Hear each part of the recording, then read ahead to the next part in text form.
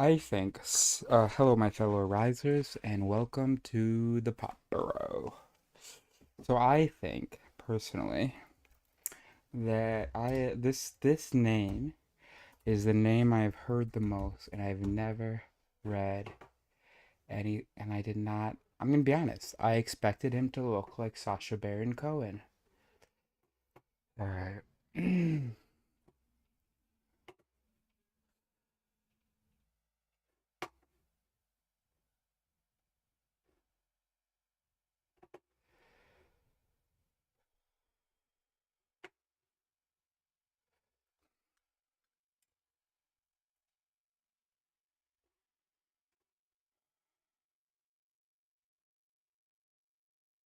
Huh? No.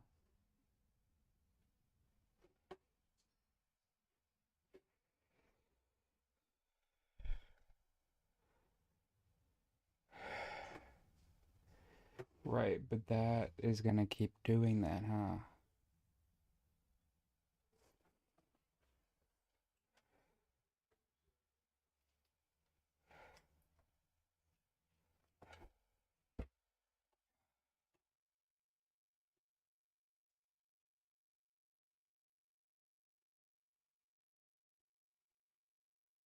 Um, you know what maybe I should do? Uh, Hold on. This OBS bot. I'm using a program called OBS right now, bro. Properties.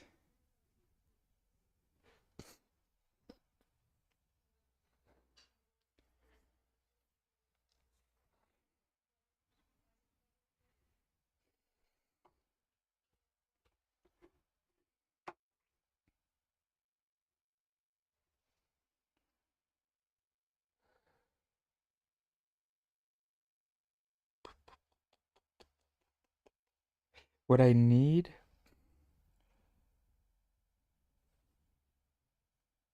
is just like a little post-it. But I don't really want to put anything on the screen. Alright, let's just say there's absolutely nothing I can do about this. Here's one thing I can do.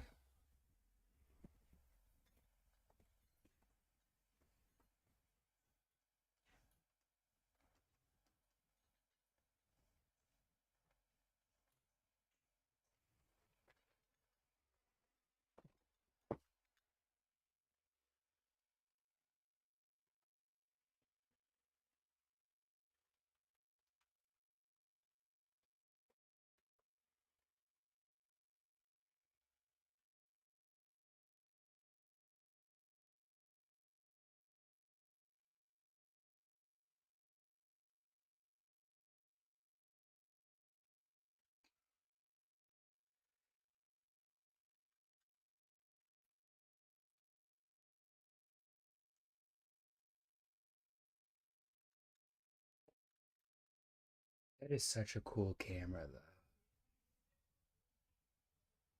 So really what we should be doing is putting the GoPro there. And let's get that right here.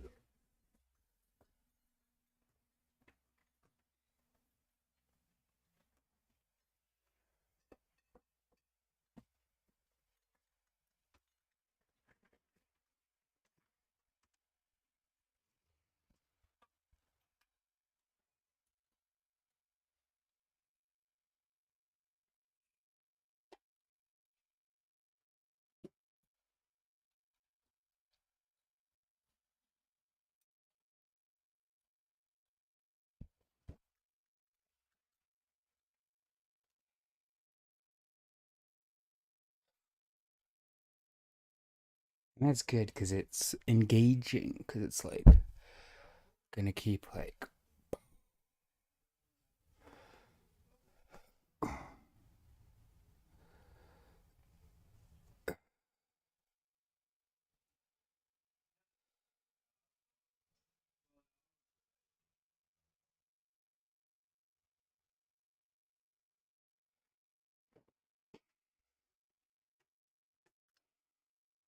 All right. Anyway, let's just get some reading done now. Eh?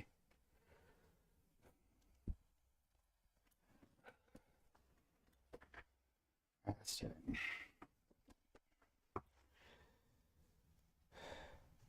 I liked seeing myself from the back. I don't need my face twice.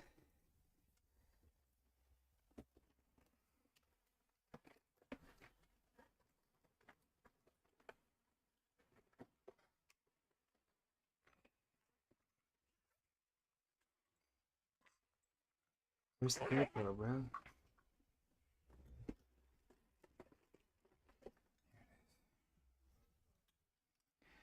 So if I take the battery out. Okay, hold on. I'm gonna unplug you a second.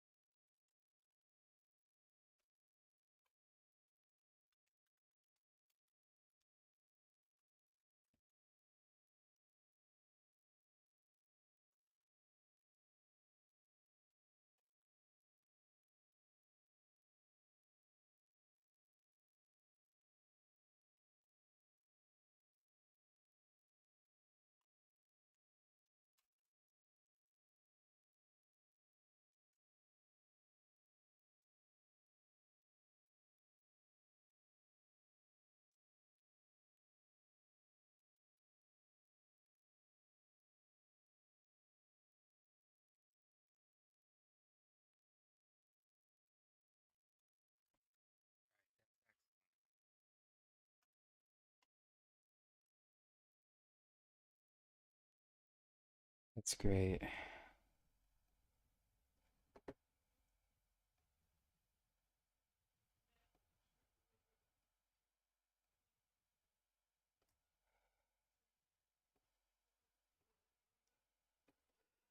Excellent. And finally,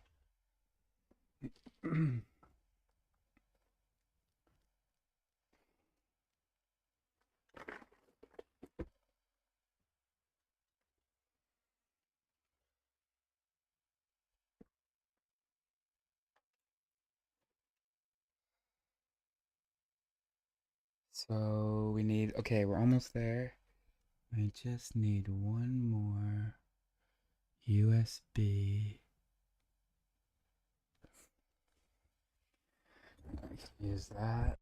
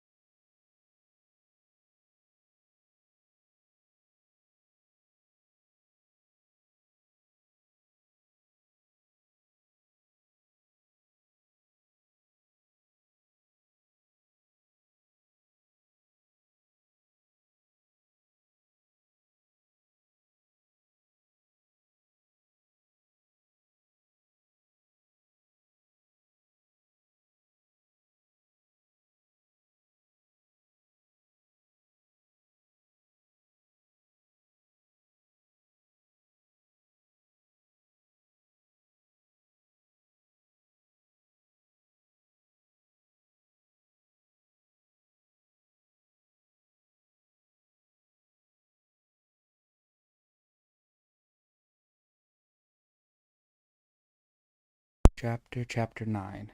I don't know how long the audio is out. No biggie. I gotta check my messages. And then, honest to God, we're doing it.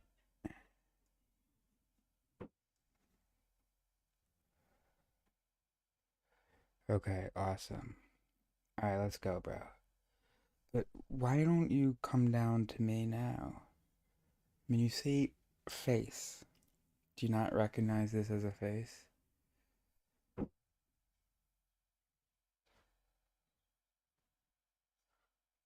Hmm. Alright, that's good. Alright, let's do it. Okay, chapter 9, Testosterone on My Mind and in My Brain, by Simon Baron-Cohen, psychologist, professor of developmental psychopathology, and director of the Autism Research Center at Cambridge University, fellow of Trinity College at Cambridge, and the author of The Essential Difference and The Science of Evil. How you doing, big dog? We got a pretty sweet setup here, thanks to you. Are you going to Menards now? Okay. You want to come? No.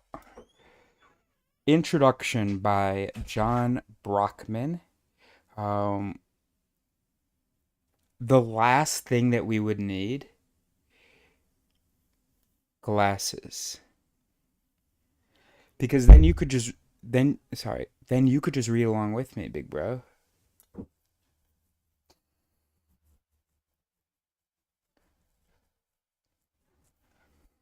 That's the last thing we need. Let's not say that's the last thing we need.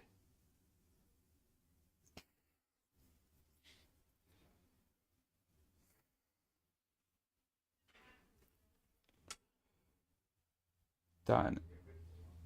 Done. Do you need a fan?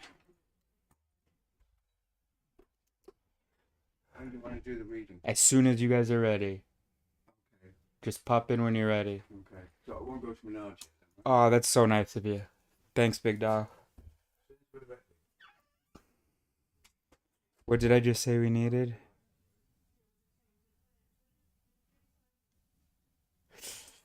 Um, there's the glasses.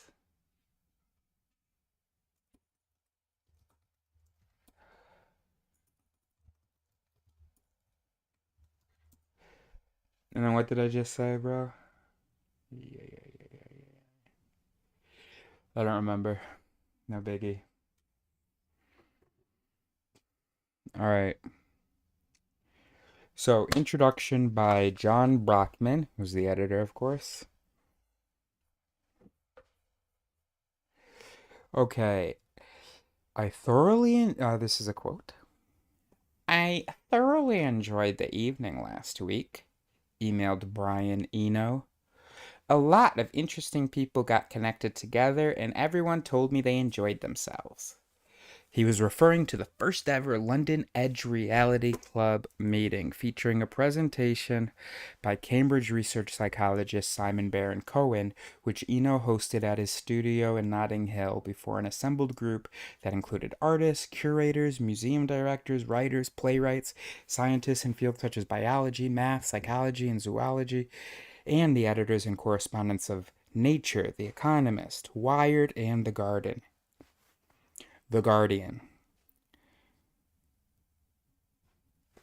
Hello, I'm down here, bro.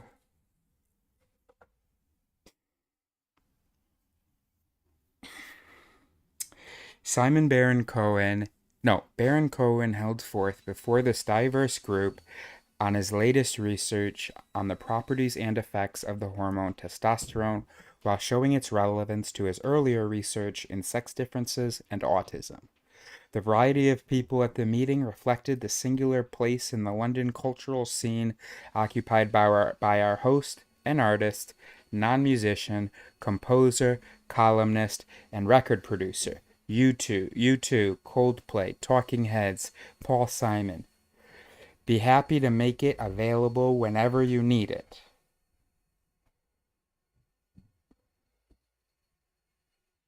I don't know whose quote that's from.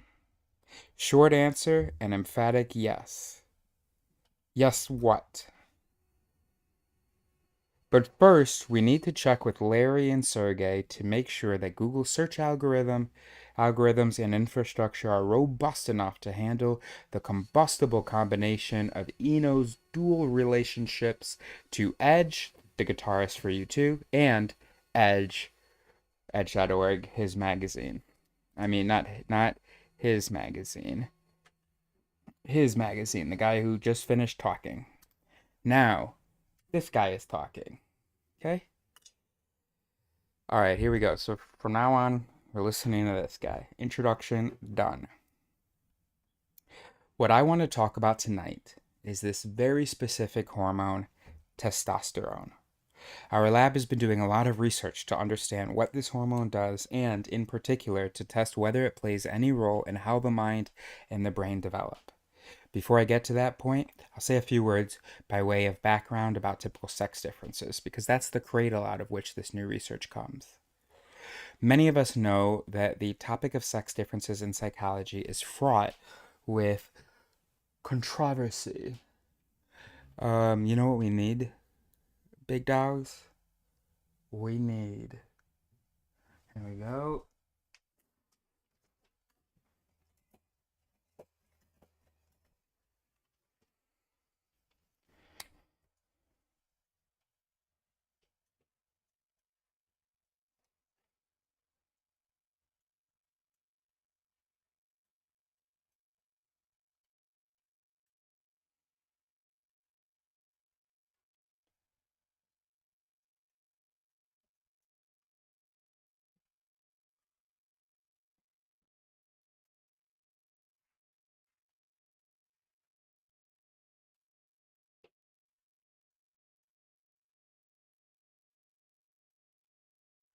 Call it a neurotest, huh? Okay.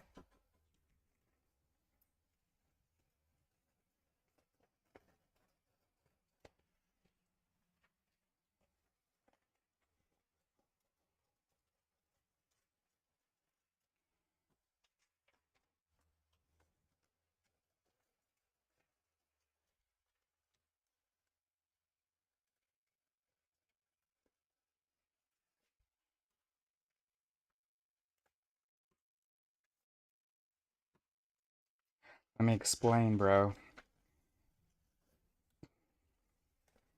I thought, well, kind of hard to follow the script when if it's easy to forget who's who. Tape.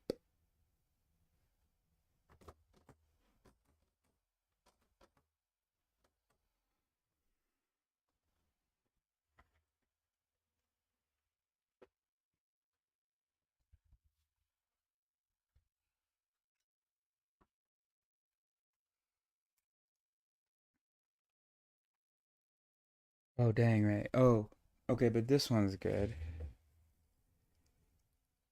That's good.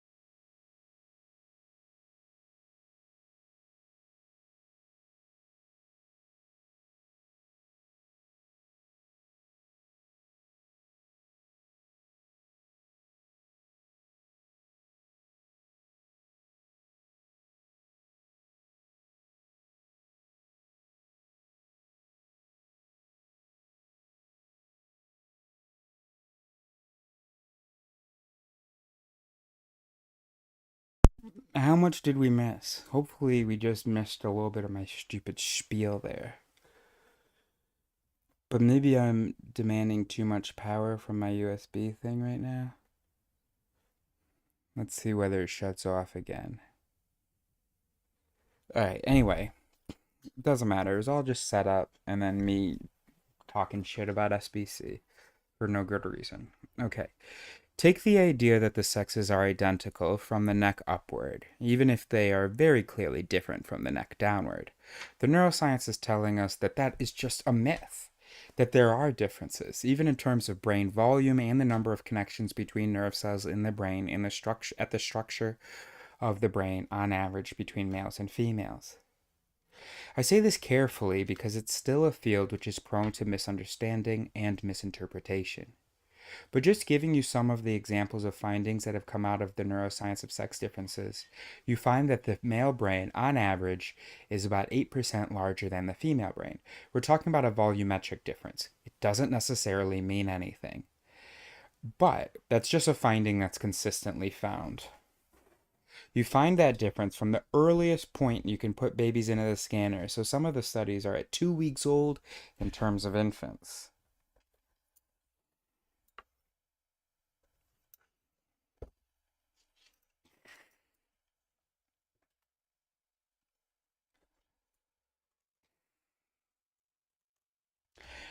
You also find, if you look at postmortem tissue, looking at the human brain in terms of postmortem tissue, that the male brain has more connections, more synapses between nerve cells. It's about a 30% difference on average between males and females. These differences are there. The second big difference between males and females is about how much gray matter and white matter we see in the brain. That males have more gray matter and more white matter on average than the female does. White matter, just to be succinct, is mostly about connections between different parts of the brain. The gray matter is more about the cell bodies in the brain. But those differences exist. Then, when you probe a bit further, you find that there are differences between the male and female brain in different lobes, the frontal lobe, the temporal lobe, in terms of how much gray and white matter there is. You can also dissect the brain to look at specific regions. Some of you will have heard of regions like the amygdala, which people think of as sort of emotion center. That tends to be larger in the male brain than the female brain, again, on average. Which means that if you take, which means, by the way, because this is something that should always be restated, if you take a given male, a random male and a random female, um, for some of these comparisons, you might not be able to say it with a random male and a random female who has bigger what, because there's so much overlap. So even if the average is different, there are many women who have more than many men. Or maybe I shouldn't be making that point. Maybe I should be saying, oh, but we don't know what this stuff means yet. I don't know. Um, anyway, there's another region that shows the opposite pattern, larger in females than males. The planum temporal, no idea what that is, an area involved in language, okay? These structural differences exist, and I started by looking at these differences in terms of neuroanatomy, just because I thought at least those differences that are rooted in biology, and there might be, oh, just because I thought these differences, just be, these structural differences exist, and I started by looking at these differences in terms of neuroanatomy, just because I thought at least those are differences that are rooted in biology, and there might be less scope for disagreement about basic differences. I talked a little bit about neuroanatomy, but in terms of psychology, there are also sex differences that are reported. On average, females are developing empathy at a faster rate than males.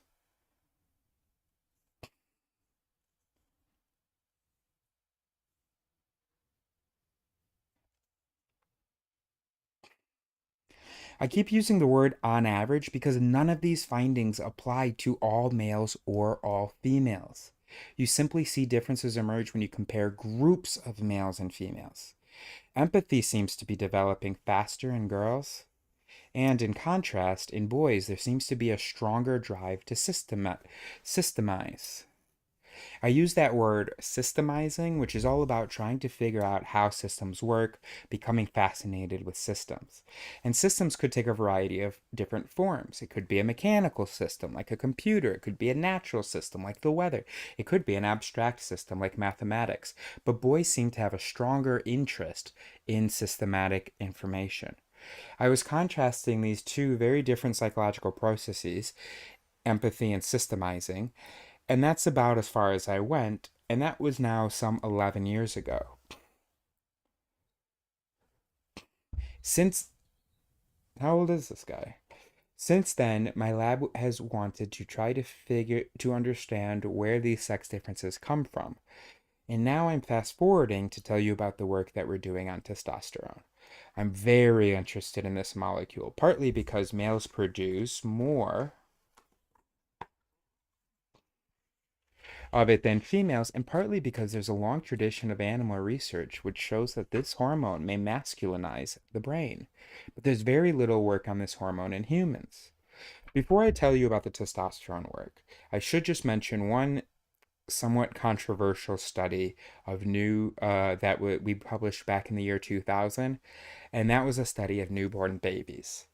What we wanted to do was establish whether the sex differences that you find in behavior or in the mind in human beings were purely the result of culture and purely the result of postnatal experience, or whether biology might also be contributing to these differences. And by biology, he means genetics. We did a study,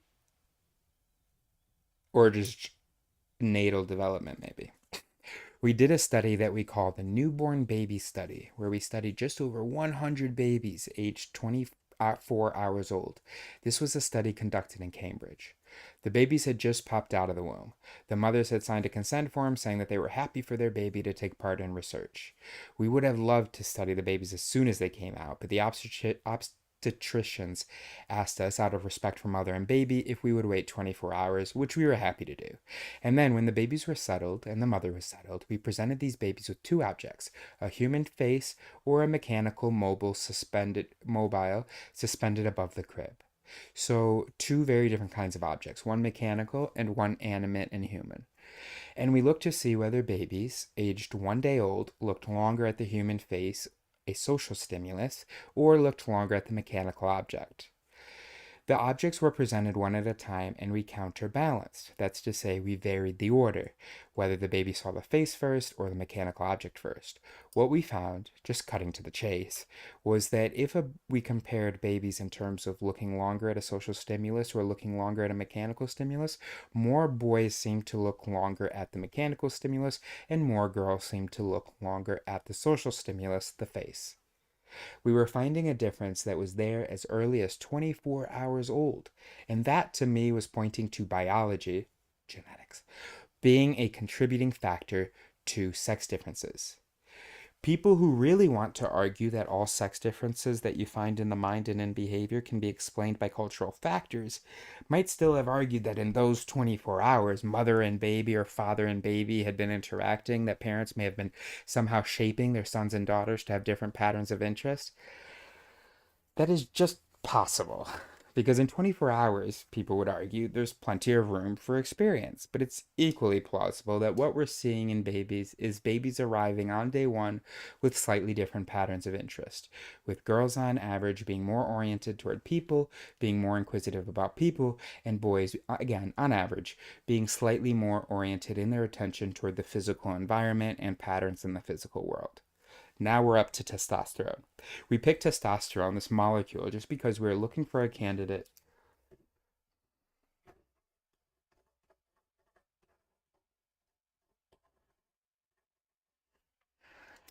We picked testosterone, this molecule, just because we were looking for a candidate for biological explanation or a mechanism for these sex differences we were observing.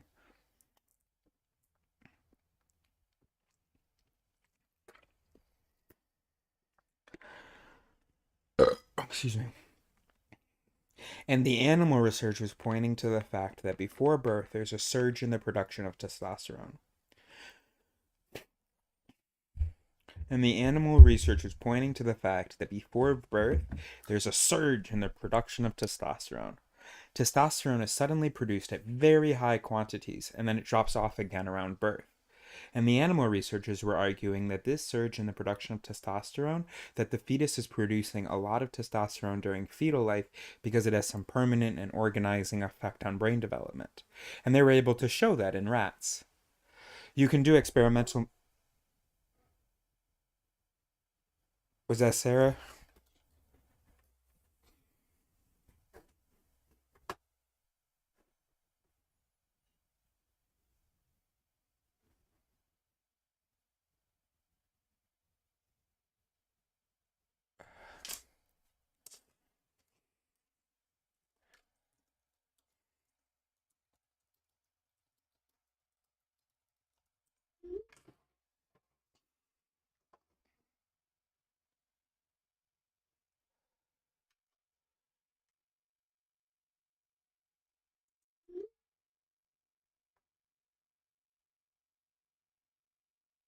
Oh, wow, the new pope is American and born in Chicago? A local boy?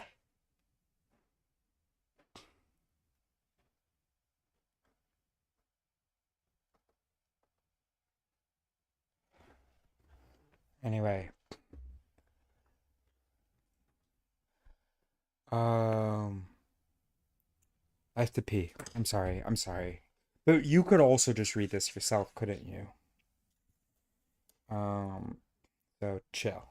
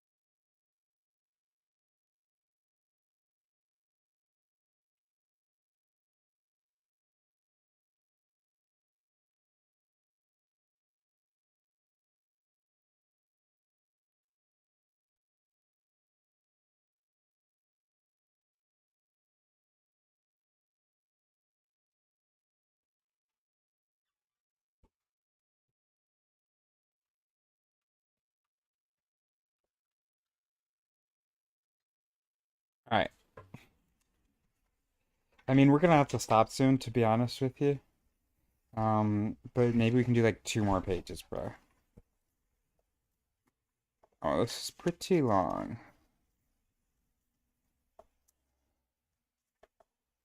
Oh, this is super long. Oh my gosh. 190. Oh, it's another 34 pages, bro. It's like the longest one. Damn. Didn't mean to turn to the end there. And this is now the one I'm least interested in. I mean, I'm not super interested in testosterone or sex differences. But maybe he'll convince me that it's interesting. I don't know. All right. Kind of just want to skip this one, to be honest with you. All right, so that was 11 years ago. Since then, my lab has wanted to try to understand where the sex differences come from, and now I'm fast forwarding to tell you about the work that we're doing on testosterone. I'm very interested in this molecule, partly because males produce.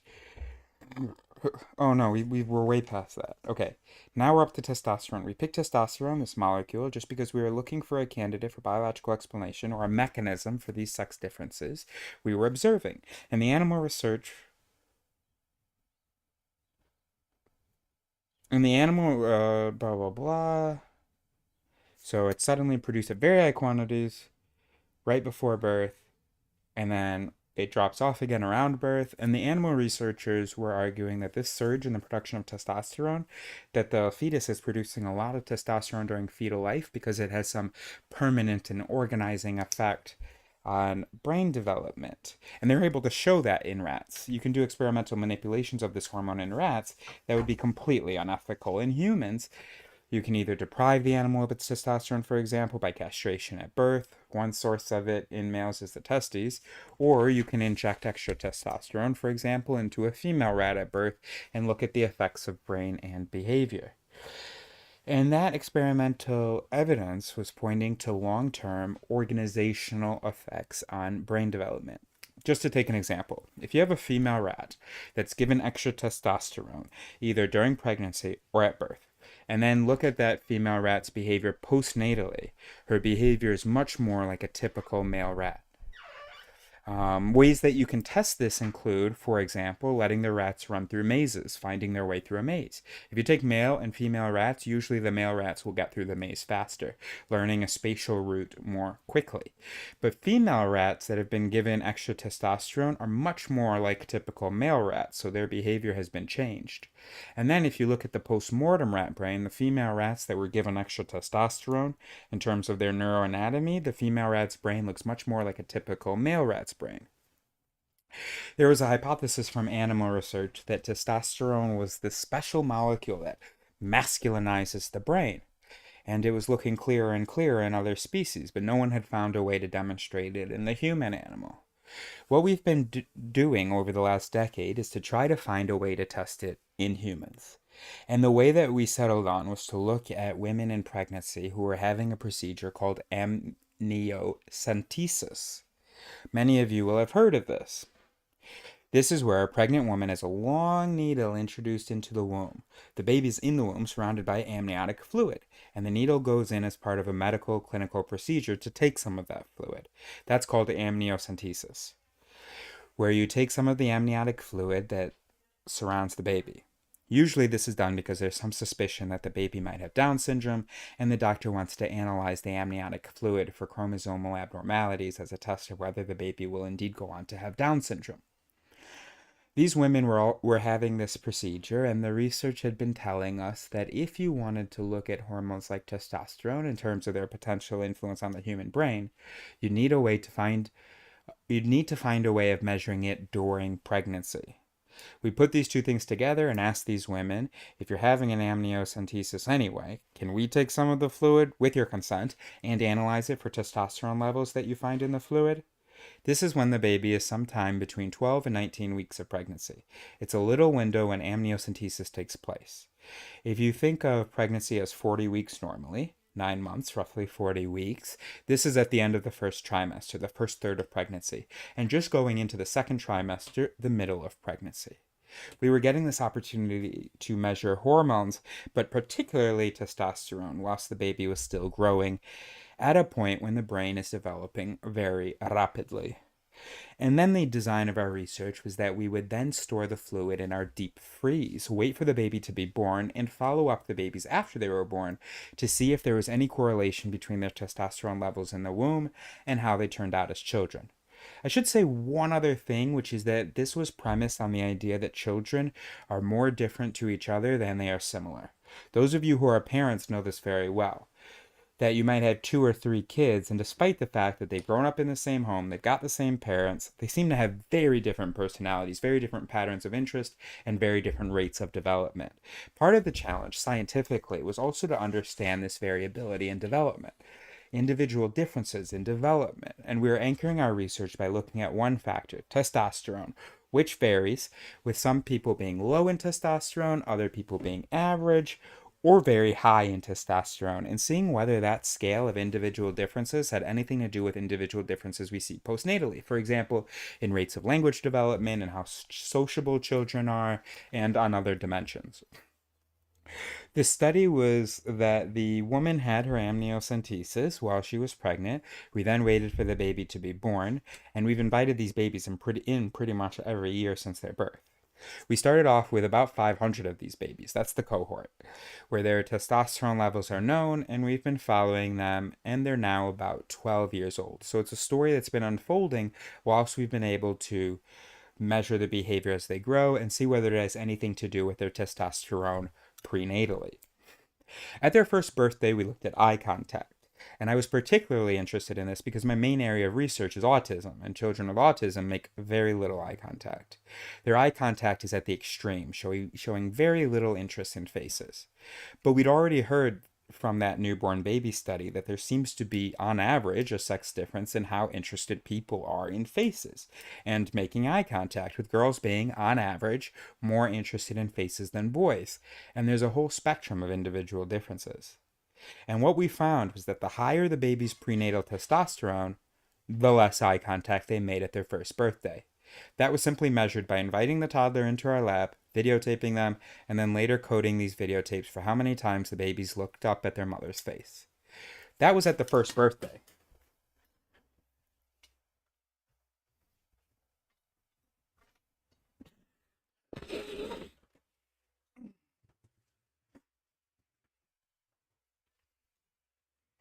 At the second birthday, we looked at language development. At the second birthday,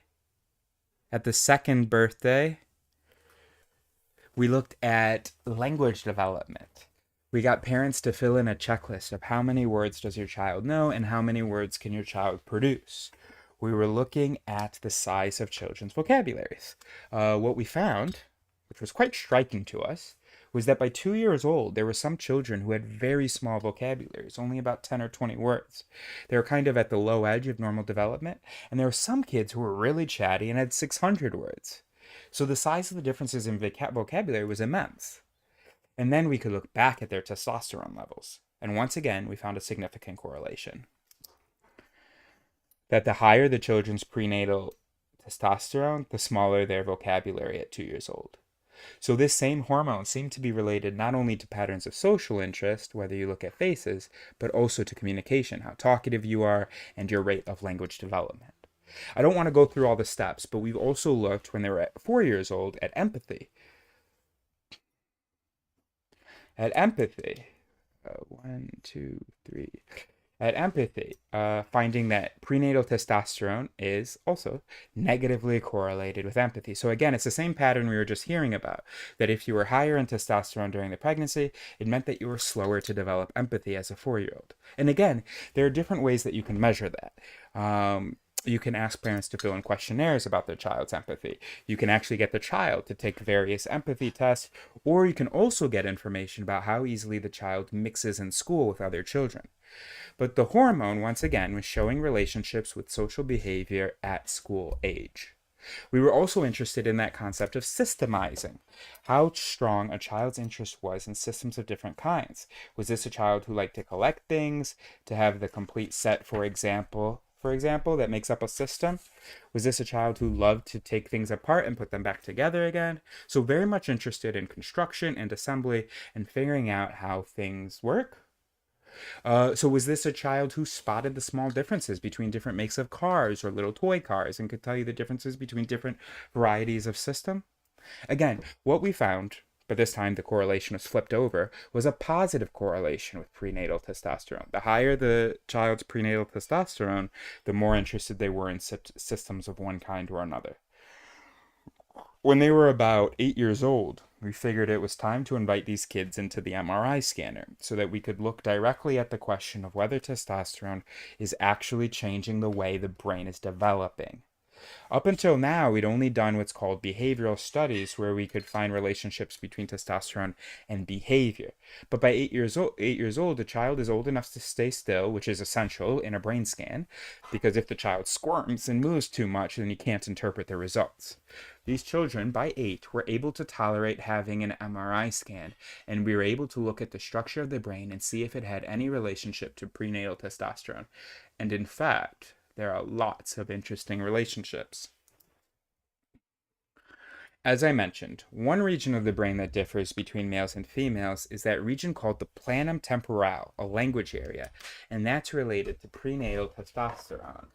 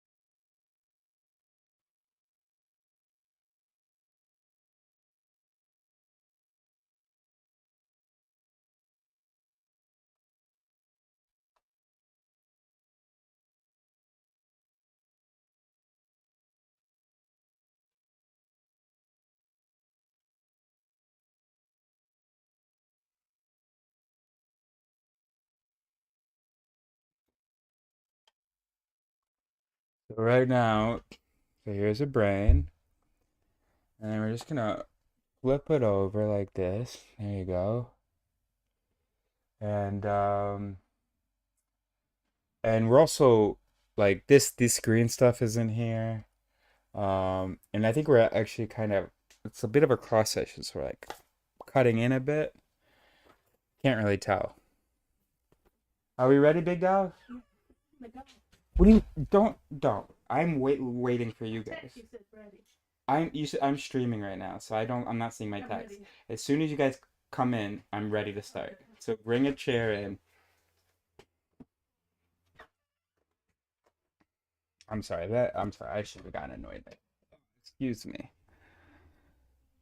Because I'm over here thinking that they're gonna come in because I'm waiting. Um, and Dad definitely said to her, as soon as we are ready, we're going to do it. Like as soon as they are ready. And she said it's just gonna be 5 minutes to get dressed. It's been a little bit more than 5 minutes, no worries. So we're all ready. Let's go. Absolutely no worries. Please excuse me.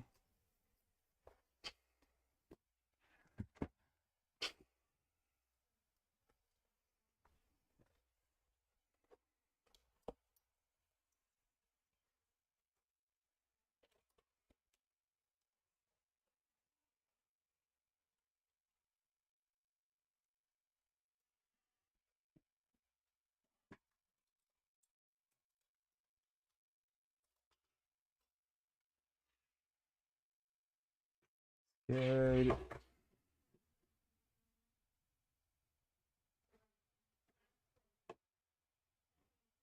So where is she right now? No, we're more annoyed. We were just saying how silly it was for us to be annoyed. But seriously, where is she though? But not in a sense like I'm annoyed or anything. Just curious.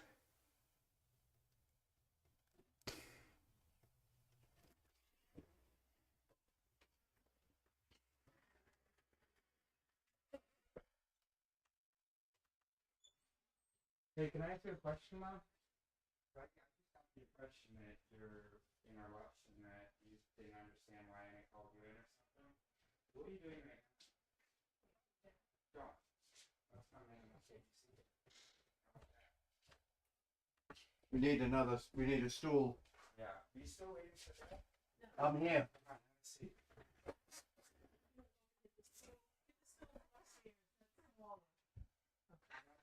That's all right. Let's see. That's a nice diagram. Great. Thank you. You didn't draw that, did you? No, I didn't. All right. I'm sitting here. No, you're not. You're sitting in the middle. You're Ruby. Start out the show. That's right. Great job. All right. Scoot in, bud. Scoot all the way in, bud. There you go. That's great. That's great. And we're going to be right here over your shoulder. That's awesome. That's great. You look so beautiful. Quite a setup you got. Very good. All right. Come on in, buddy. Okay. All right. Can we very see his good. face? Oh, we Yeah, can see how his do face. Lean in a bit. No, I can't. I'm not going to lean it. All right. There we go. That's good. That's perfect. Just like that. I don't understand how you can say that. Camera there. Okay. No, it's this camera Oh, here. that camera there. Yeah. All right, That's very fine, good. All right, very good. All right, so we are doing the compassion chapter, which we read at a previous time, and now we are doing the script between the monk, the author, Ruby, who's a comedian and has a master's in mindfulness, and the neuroscientist. All right, so his name is Tubton, and my name is Ash. Okay. Got it. Are you going to read my story first? No. No, that's not the script. Okay. Tubton, you start with the definition of compassion. Oh, why am I the one who has to define it?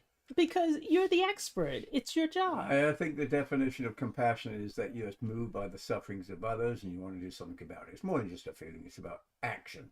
And of course, it does start with deep feeling. It jolts your heart when you see someone else suffering. That's right.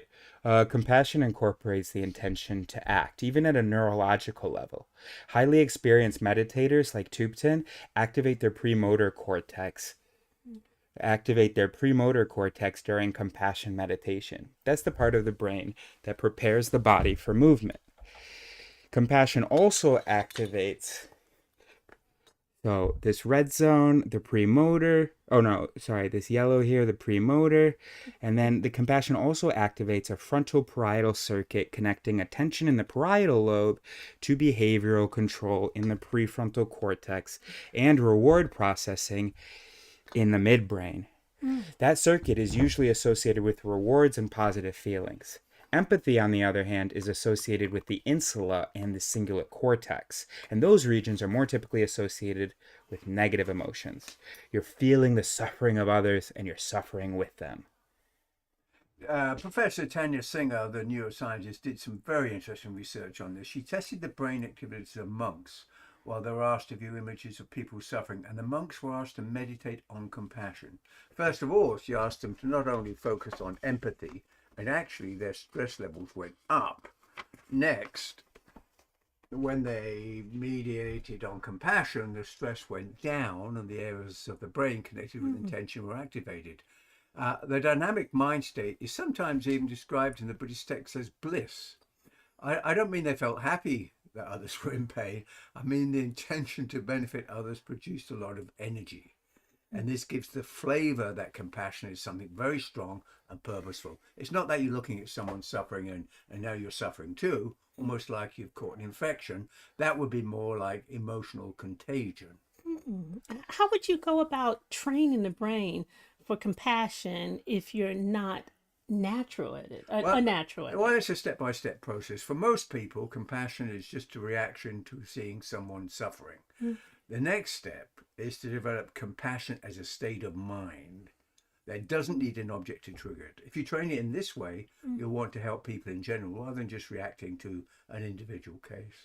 Okay. At first, doesn't the training seem a little artificial? Well, when you first learn to ride a bicycle, it feels unnatural, but if you persevere, it gets easier and you enjoy it. It's the same with learning, compassion. Eventually, it becomes a natural part of who you are. Also, you begin to suffer less because you've become less obsessed with your own problems. And that makes you happier. It puts your pain in perspective. Ash, if it's so critical we have compassion, why aren't we born with it? Why do we have to train it? We are born with it. As soon as babies are old enough to coordinate their arms, they reach out to pat and stroke people they think are upset. In the lab, you can put babies in front of a little stage show with puppets where the puppets either help or hinder each other. Afterwards, even 3-month-olds will pick up the puppets that were helpful to others, and they won't play with puppets that were mean. Well, so does that mean we're hardwired for love? I'd say it just means that babies can make simple judgments about right and wrong, and that they have an instinct for compassion. I'm pretty sure I didn't do that as a baby. I would have liked the rebel puppet. I always think compassion sounds gooey. Compassion isn't something soppy. It's actually very brave because you have to look at yourself honestly. You need to be willing to face your pain as well as the pain of others instead of burying your head in the sand in avoidance. So as a doctor, do you train at all for empathy or compassion? My doctor sees me as a piece of meat on a conveyor belt, especially the gynae. But I feel like I'm on a sushi bar. Yes, there's a lot of focus now on empathy training for doctors. It's not so straightforward because you want your doctor to be empathetic, but also dispassionate. Mm. No one wants a doctor to walk in the room and break down crying. Most patients want someone who cares very deeply about them, but is calm and steady during a crisis. Exactly. You're not just drowning in the empathy, you're helping them with compassion. The opposite would be the emotional contagion I mentioned before, which can essentially lead to compassion fatigue. Mm. Tupton, what do you do to help people? I'm not trying to be provocative. Um, I'm just curious, how would you describe what you do as a professional monk? I try to help people understand their minds through training them in mindfulness because ultimately the suffering we experience is related to your thought processes. So if I can help people to work on their minds, I feel I've helped them find the causes of their suffering and then they can start to transform. It all begins with training the mind. I know it's an extreme example, but when I went on my 4-year retreat, pretty much all the practices you're doing in there are compassion practices. Even though you're not actually out there helping anybody, you're just in a room, but you're building that mind state that you can then take into the world. It's the same with everyone who even just sits down for 10 minutes to practice mindfulness. During that time, they're not actually out there helping people, but they're building up the brain regions that will enable them to go out and take action. Mm. So, Tupton, what do you do when you go out there and act? Well, the work I do is usually about helping people with their minds, but I also help with charitable projects which feed those who are hungry or provide education, healthcare in third world countries. Hmm. I didn't realize that. I thought you just sat in a cave. Oh no, I'm a bit of a hero actually. I also It's a bit of an ad libber too. strongly believe that if you teach mindfulness to school children, business people, and politicians, those 3 areas, you have a chance to change the world's future. What about someone who's treated you badly? I'd like to be compassionate to my mother, but she didn't show me such a good time. Well, this is what compassion training is all about. That's when it counts the most. So much of what stops us from being compassionate are our memories and grudges. The good news is that memories are reformed every time we recall them. So if you've trained yourself to be able to access compassion, you can intentionally change the memories. The more compassionate thought eventually becomes the new memory. Of course, I know that as a scientist, but I wonder if I could do it with memories of my father, whom I never got along with. So, the story about my mother and his father completely changes. You're rewriting your history. Well, there's no point in creating a completely new story. You can't come up with a new story like I wasn't mugged, for example, when you were. But if you try and add a flavor of compassion, it feeds into the memory, so you won't always have a trigger reaction of anger or revenge. But should I just try to feel compassion in general? Do I need to forgive him, or can I just maintain a feeling of compassion? Well, what's the difference? I suppose neurologically there is no difference. Maybe practicing the feeling of compassion would infuse my memory of my father, even if I don't necessarily forgive him. So, if I look at the Disney film on Bambi, when Bambi's mother dies, I can't even discuss it without filling a bucket with mucus and tears. If I picture that scene and then hold up a picture of my mother's face, does that mean I'll start to love my mother or just start screaming when I see Bambi? Well, that's how compassion meditation works. You start by meditating on something easy that makes you feel compassion to get the juices flowing. For example, first you think about someone, maybe even a pet, whom you love, and then the compassion is activated. Then you imagine your friends and family, and eventually you spread the compassion to the person you have a problem with, like your father. Ash, or for you, will be your mother. It's a step-by-step training process. So if the juices are on, I can break the imprint in my memory? I think you could. That makes sense neurologically. So you're tricking your brain or outsmarting it in a way. I don't think it's a trick any more than learning to throw a baseball better by changing your grip is a trick. It's just learning how the body works. Emotion and memory are two sides of the same coin. When you're recalling an event, the limbic system replays the emotions that go with that memory. If you can change the emotional context, even if it is a trick, then the memories are going to be Mm. recoded. You're not changing the memory itself, but you're changing your Mhm. emotional response to it. So, how many times do you have to do it? A lot. You couldn't just do it once. I think of how many times I've practiced it the other way, remembering and going over my negative story with negative emotions. Hmm. So, you're saying if Ash practices compassion, someday he'll be able to look at a photo of his father and feel the old Bambi juice automatically? That's the idea. Hmm.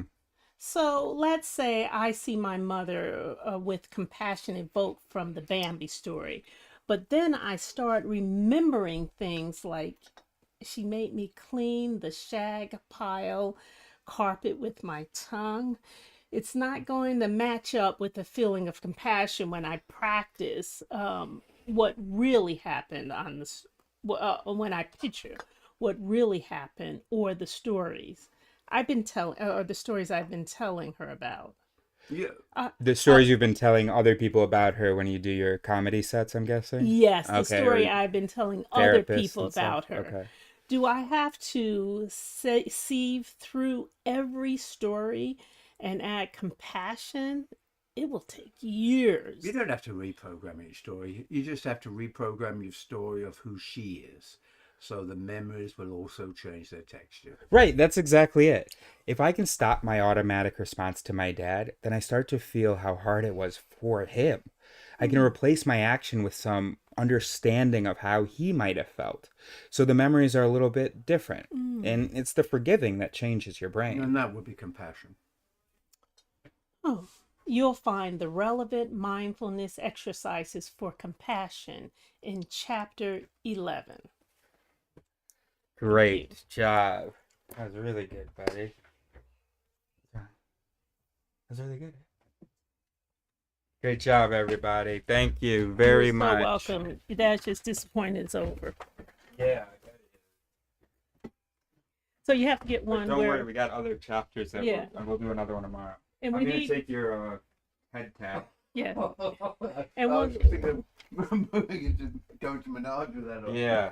and we have to find one for Cairo as well. Can you have one with all four? No, it's written by a neuroscientist, a monk, and Ruby. I know, but is there some other thing we could do? Yeah, Just take advantage of what you see. absolutely. Absolutely. I mean, we can do a chapter. Yeah. Yeah, great. Like from the other book. Yeah, exactly. Yeah. Okay, thank you. That was fun. Great job, everybody. Great job. Thank you very much, Mama. I need to have more compassion for my mother. My mother is often late to things, and she's usually so sweet. But when she's late to something and there's any way, and like, so sometimes it'll just happen that she's running. I mean, humans, this happens with a lot of humans. They're running late, and then if there is any opportunity to attribute, no, if anybody else contributes to that lateness or could be interpreted as contributing to that lateness, then the frustration that she has toward herself about her lateness, you know, a little bit of it is going to end up on the person to whom some of her lateness could maybe be contributed. And so we have to have compassion for that. Okay, great. Now let's read the chapter relationships so that so that and then um and then maybe my sister Cairo can play the monk. We'll see. This is a seems like a shorter thing. Maybe we'll do it this evening. All right, let's read the chapter on relationships now. Where is Big Dog Sarah?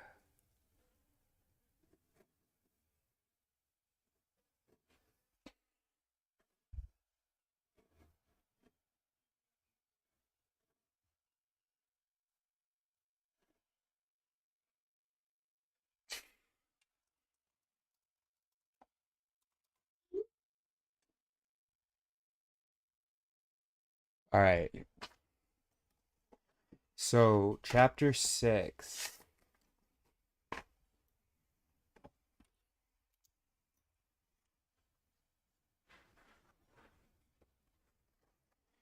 Chapter 6, relationships. I'll be honest. I'll be honest. I don't really know what constitutes a successful relationship.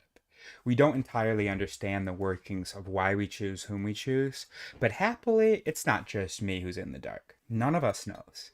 In chapter 1, I mentioned that much of what influences our decisions.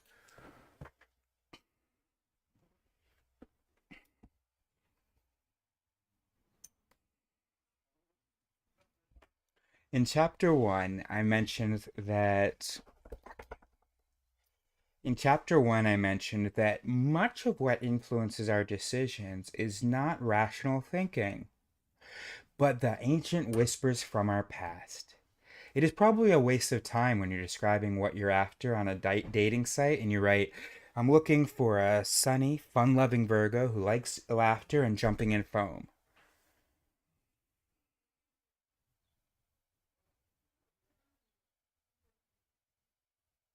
What's probably a waste of time?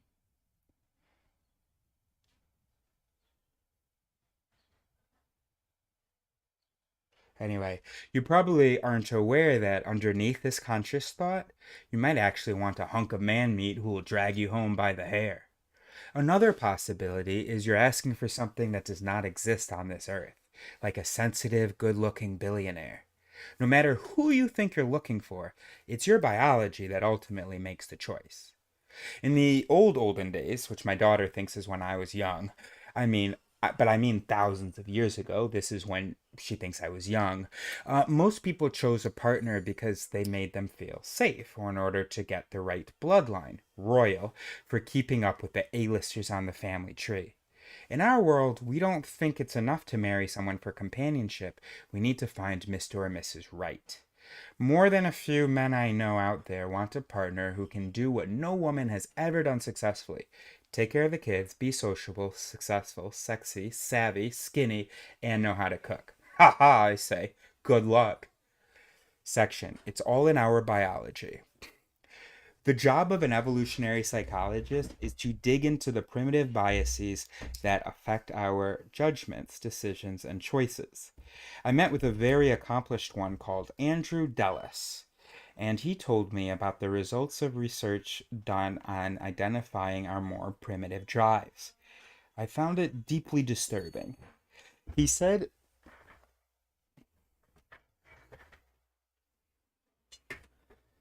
he said we need to understand that we're motivated by biological forces and that this will then allow us. I mean, that doesn't sound fucking stupid to you, bro? That we're motivated by biological forces? What does that mean? We are biological entities. What do you mean we're motivated by biological forces? We are biological forces. You mean we're motivated by biological needs? Okay. I mean, no shit, but needs aren't forces, so I don't understand that. He said we need to understand that we're motivated by biological forces, and this will then allow us to think twice before reacting blindly to a situation. And that is, and not so that is in one line, that is the goal. That is my goal as well of recognition. So Era says we need to understand that we are biological forces, and this will then allow us, or give us reason at least, to think twice before reacting to a situation and justifying that reaction. Okay? It's kind of a big deal, actually.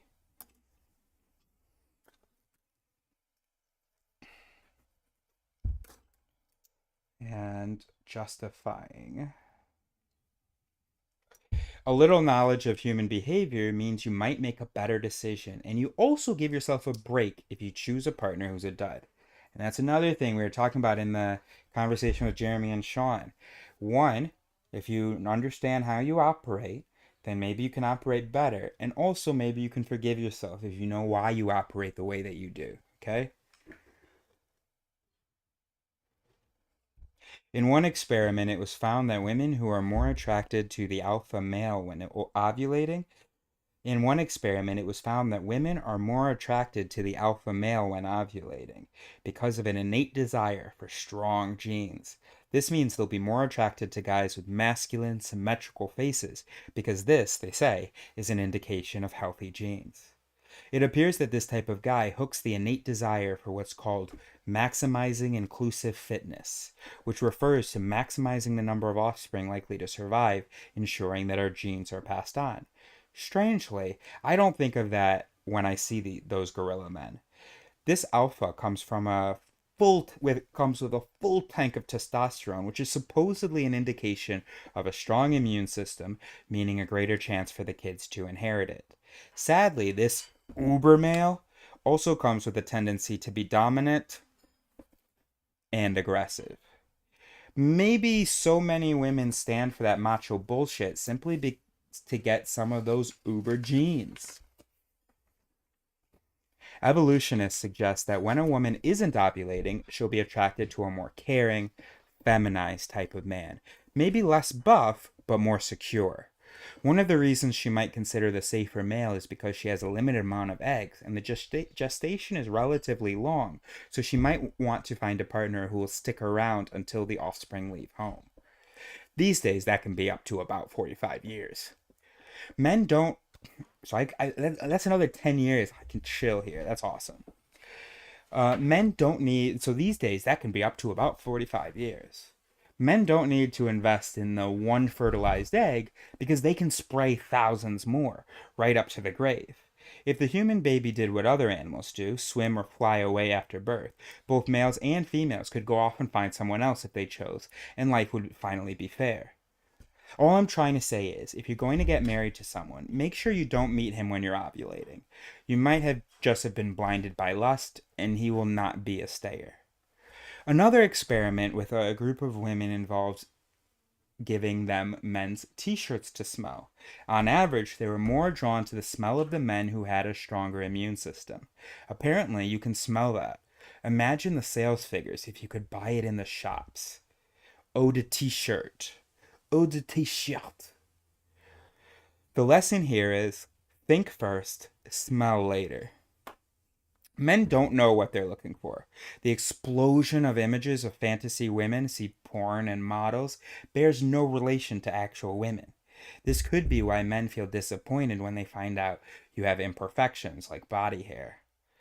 My friends always want to know, given the choice, do they go with the roller coaster, passionate sex addict, or the guy you can watch TV with? Again, my advice is not to make your choice of male while you're ovulating. You may make a terrible mistake. There are species that have the answers. Take the bonobo. Take the bonobo. The most liberal animal of them all. The females have sex with males only when they're ready to replicate and roll. The males engage in something called penis fencing to win over the girl, or if they're gay, just to enjoy it. Like penis fighting is going to turn the girls on. When the girls aren't breeding, they spend their time having sex with everyone, willy-nilly, male or female, all the time. What's wrong with them as a role model? I'm just saying, there are other ways to skin a cat sexually. Oh, what's wrong with them as a role model? I'm just saying, there are other ways to skin a cat sexually. My story. Her husband is Ed. Perhaps Ed just had the right smell at the right time. His smell seems to have lingered because I haven't gone on to sniff anyone else. I thought I had chosen Ed for more subtle reasons, i.e., his length, long legs, so that my children and their children would get more than the stubs I inherited, which eliminated my career as a showgirl and catwalk model. This feature Ed has is also what's known as an evolutionary advantage.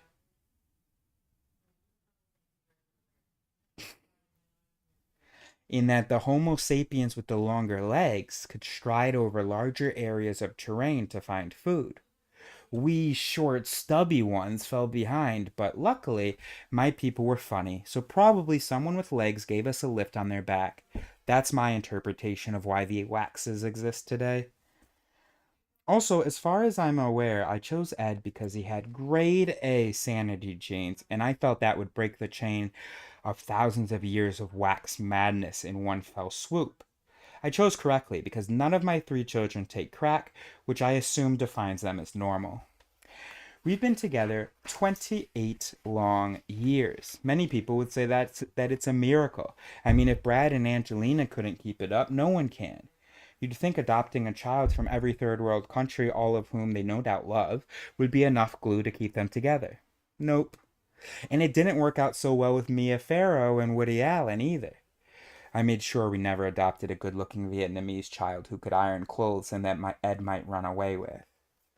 It all depends on what you mean by a successful relationship, and I'll bet no one really knows. Love comes in many packages and we experience it in different ways. Some need the fireworks of high hormones, others just want someone to face them while they eat so they don't feel lonely. There are people who hear about there are people you hear about who are crazy about each other to the very end, dying together on a park bench while holding hands. I've never met them, but I've heard through urban myths that they exist. I'm sure if I interviewed them, I'd probably get bored, so I'm sticking with those who are still floundering.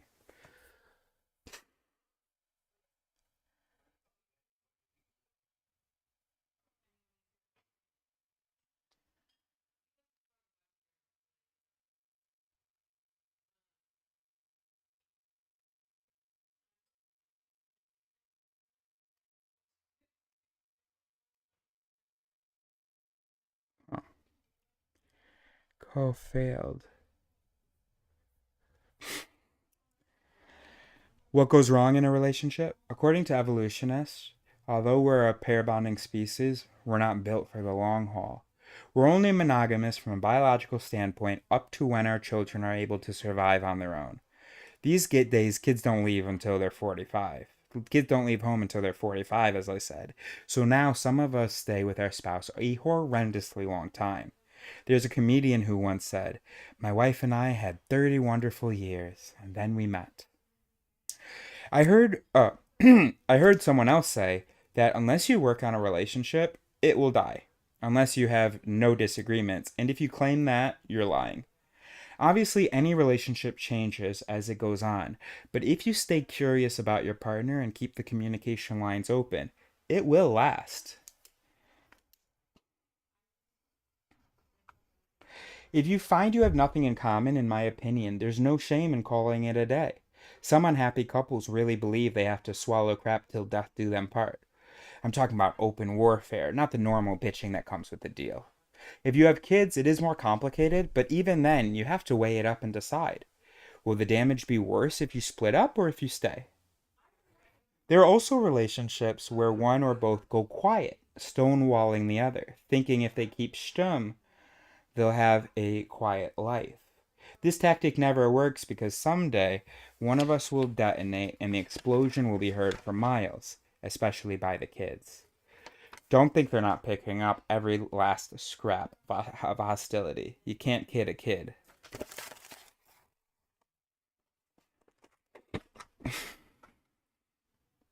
I also know people who married someone they loved, but many years later they say that their partner is no longer the same person they once knew. Why is this such a surprise to everyone? Every cell in your body is completely replaced every 10 years by new ones. What are the chances the two of you will still have things to talk about? Your new pile of cells may not like the other person's new pile.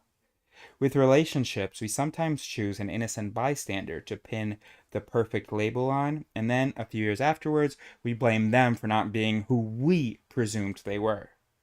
Who we presumed they were. Mostly, we aren't aware why we're attracted to someone, and it could simply be because they remind us of another person. I have a friend who married someone who had Tom Cruise's nose. Years later, things fell apart because he didn't really act like Tom Cruise, as seen in films. You can't divorce someone because they didn't live up to their nose. Whoever you happen to end up with, you cannot fulfill They cannot fulfill all your needs because we are not one single entity. We have many sides to us. In a single hour, I can be childish, tyrannical, deep, shallow, deceitful, manipulative, compassionate. The list is long. I change depending on who I'm with, where I am, the time of day, my hormone levels, and how hungry I am. We are all in a constant state of flux. So, what are the chances of being in sync with another person for longer than a few minutes? It's a miracle that marriages last longer than half an hour. In certain moods, Ed is a joy to be around. In others, I could happily club him, especially when he eats. One thing that makes our relationship work is that neither of us thinks of ourselves as a couple. We are two individuals who happen to laugh at the same jokes and have each other's back. We don't think of ourselves as an us. We are each an I. And we don't harp on about how different we are from when we first met. It's a hard, cold, but true fact that everything and everyone changes. We have to acknowledge the fact that the only thing that's constant about anything is change. Our bodies and minds are more verb than noun. They flourish, erode, age, replenish, and gain energy. Ed and I know we're different people now. Time moves on. You can't blame each other for that. What to expect from a partner through the ages. One thing that helps when you're choosing a partner is to be aware of where you are in your life and to imagine how that might change. There are certain set points in life where your interiors and exteriors have a rehaul. Many of us don't want to know this because we don't like to notice change, but just like puberty, which is undeniable, we have other extreme biological tectonic shifts throughout our lives. I'm here to tell you what they are before they take you by surprise. It may sound cold, but all of this is to help you, and I found no one ever tells you about these changes, so I'm going to. I wish someone had told me. 18 to 25 years old.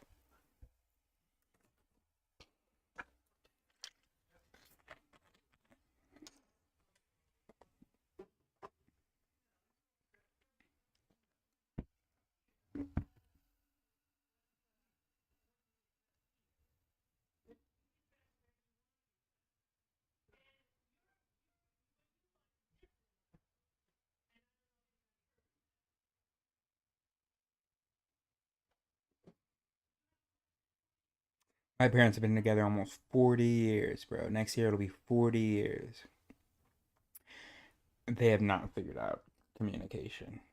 But that's what I'm here for. I'm going to figure it out and I'm going to slip it into their routine. Okay, 18 to 25 years old. For both men and women, follow your hormones during these years. Have as much sex as you can, not forgetting birth control. But don't make any commitments because right now your biology is in the driver's seat while your mind is out of town. Oh, she means biology like not mind biology, but body biology. Oh, God. Oh, fuck.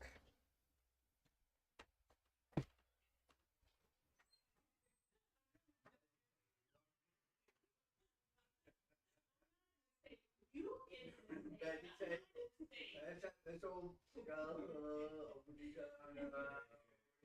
I'm the monk, remember. I'm the monk. I'm the monk. Hey, Ruby. Yeah, I'm just saying, I'm not in the state. No, I'm just. We've got to think through this logically. Because I did say what I wanted. You understand that? I did say what I wanted. She understands. I know. I was asking what was logical, not what you wanted, but you expressed that. Right. And I'm trying to, even though it is adds 10 steps, I'm computing up here. And I'm going to make sure his driver can pick me up from here. But he's coming from Lake Forest and he wondered if he could stop in Long. No, he has to hire a separate driver to bring me either up to Lake Forest or there. But I'm computing because I know that that's what you want. Sincerely.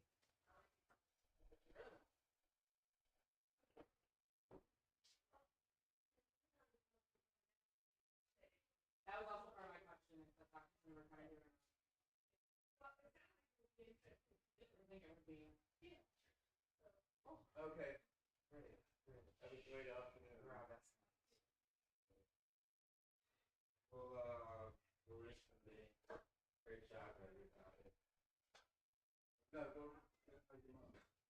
Mom's so.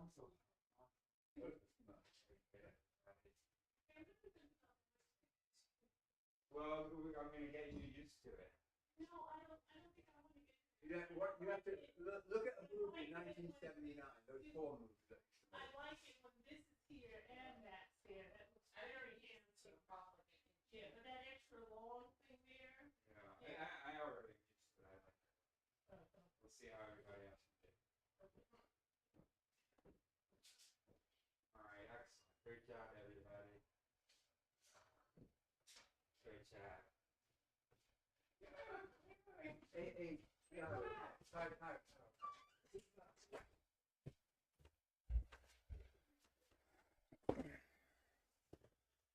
And we have to have rules. Like, if someone is bothered about something, you can't then make a big deal out of them being bothered about it. And we're gonna have rules that we do. We're gonna work on one rule a week, and we're not gonna add them. That's gonna be too much. Just in this week, we try to follow this rule. We don't say no to things. The no is implied when we give a counter argument, maybe. To reduce our we say no to each other a little bit too much, and everybody complains about it and does it. Also, for instance, yeah, if we detect that someone is displeased with something, we should be appreciating that we are able to see that. We don't have to call it out right now. We can just use that information. We don't want someone to feel bad about feeling bad. Anyway, that's kind of what was happening there. Anyway, okay, 18 to 25 years old. Don't make any commitments because right now your biology is in the sex driver's seat while your mind is out of town, which is such a stupid fucking thing to say because, excuse me. Let me rephrase. Um, you have an experience of mind, right? This sentence may be useless to you if you have an experience of mind because you're like, nope, I'm right here. Mine's not out of town. Okay? So if you want to believe, as I think you should, what Ruby here is saying, I'm just gonna change her wording a little bit. Um, there are its that are in the driver's seat that are not the its that you would consider rational. None of your its are really rational, but if it's like a spectrum of how close to rational your its are, um, when you're 18 to 25 year old, when you're 18 to 25 years old, it's toward the bottom of that spectrum, the its that are at bat on the reproductive field. Okay? So it's very much you, it's very much your mind, but it's not quite the mind that will be in the driver's seat at another point, or the agents of the mind that will be in the driver's seat at other age ranges. Anyway, okay. Don't try and look for your underpants the next day. You will never find them. Keep in the back of your mind that the drip feed of passion will someday, sooner rather than later, dry up. Don't confuse a shag with being in love. I mean, you will confuse a shag with being in love. Okay, just know that that might be happening. Okay. Don't confuse a shag with being in love. It's confusing because oxytocin is released in an orgasm, but is also associated with love. So if he or she doesn't call you again, just say to yourself, here we go. This is very good. So if she doesn't call you again, just say to yourself, I just feel this way because of a release of oxytocin. So no biggie. Basically, ignore your mind and let your genitals be your guide.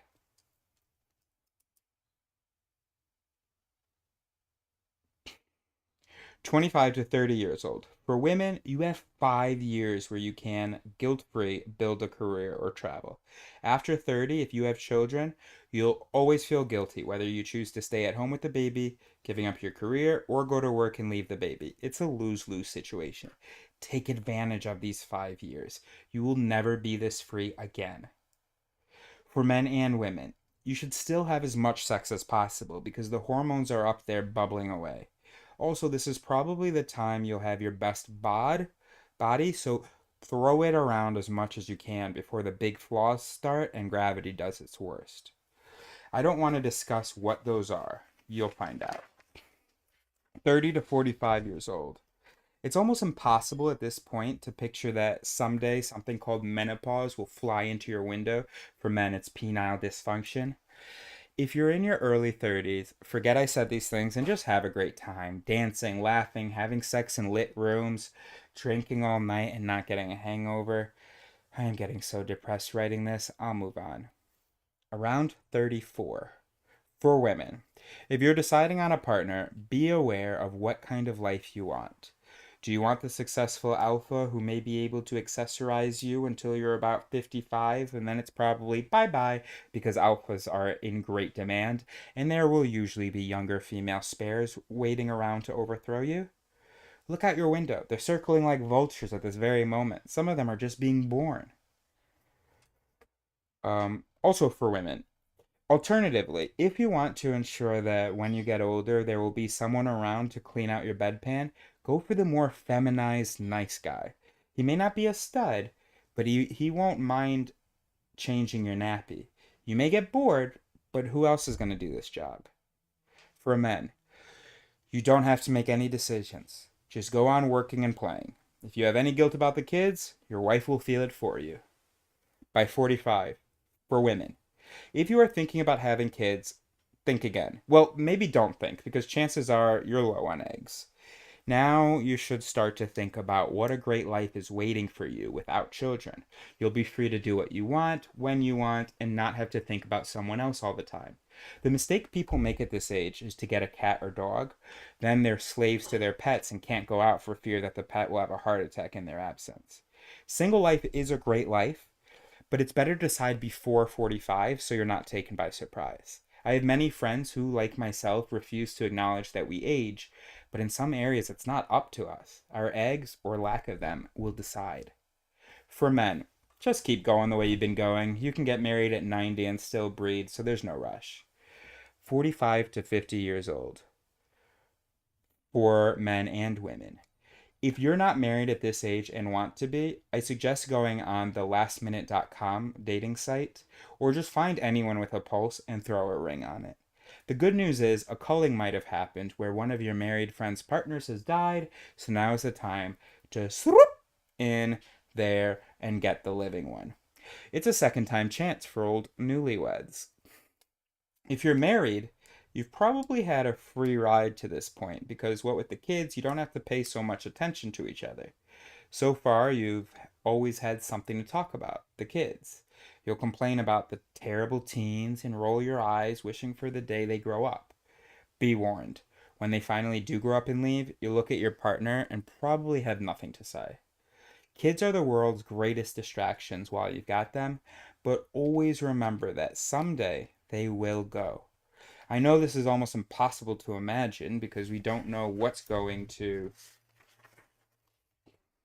happen until it hits us in the face.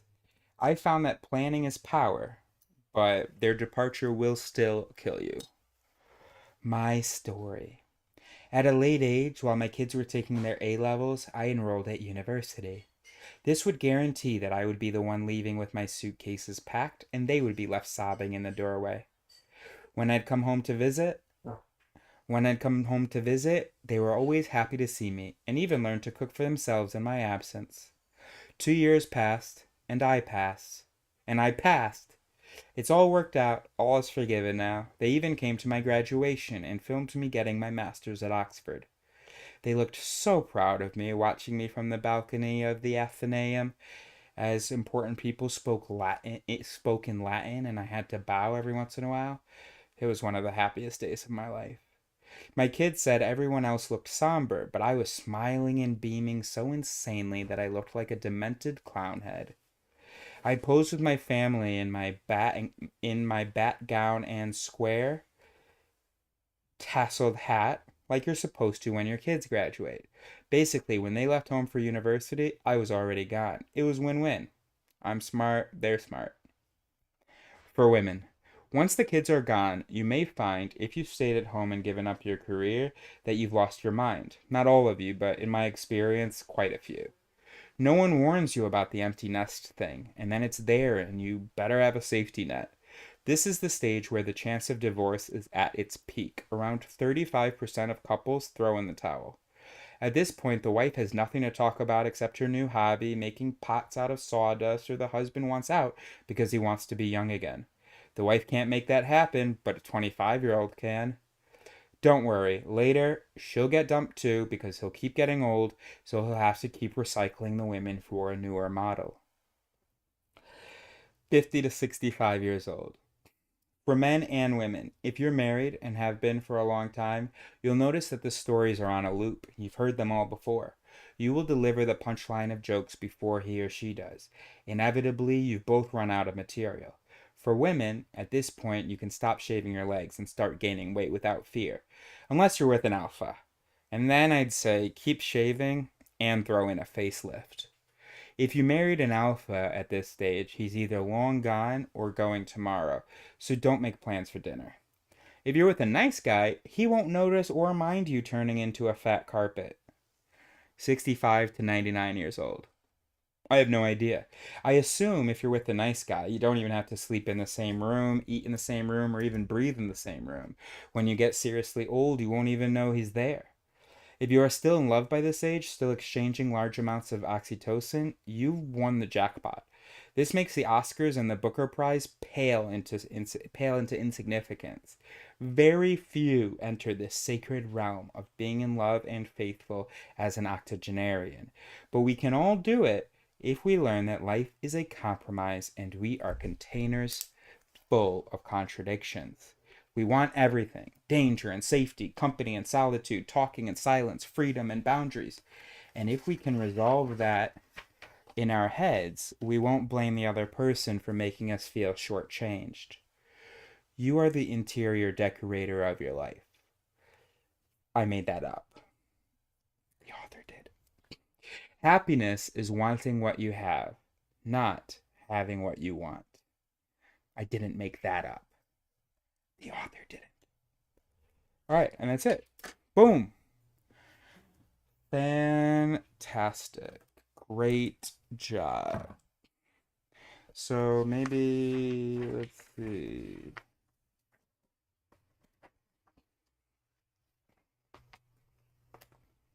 We'll see. Maybe, no, I mean, she's on her. All right, I think we're done. Okay, so page 104 in that, and page 166 in that.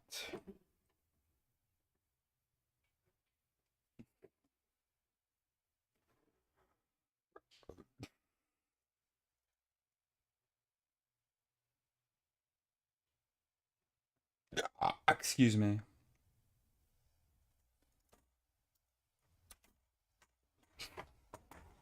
All right, great job, everybody.